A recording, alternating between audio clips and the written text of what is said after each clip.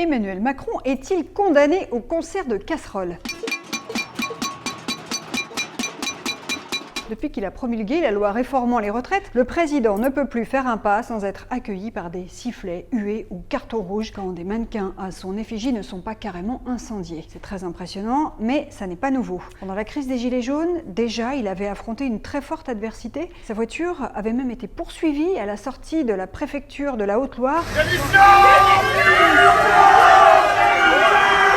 Au point qu'il avait confié ensuite à des journalistes cette petite phrase bravache « Ils me tueront peut-être d'une balle, mais pas d'autre chose ». Emmanuel Macron ne compte pas renoncer à ses balades à pied le soir dans Paris avec son épouse Brigitte et encore moins à ses déplacements de terrain, même s'il tourne souvent, il faut bien le dire, aux visites Potemkin avec des centres-villes totalement bouclés par les forces de l'ordre. Il sait, le président, que le pire poison qui menace pour un élu, c'est d'être déconnecté. Il l'a vu de près quand il était le conseiller de François Hollande à l'Élysée il y a pile 10 ans. Après avoir voté le mariage gay, le président socialiste ne pouvait plus mettre un mocassin dehors sans être conspué.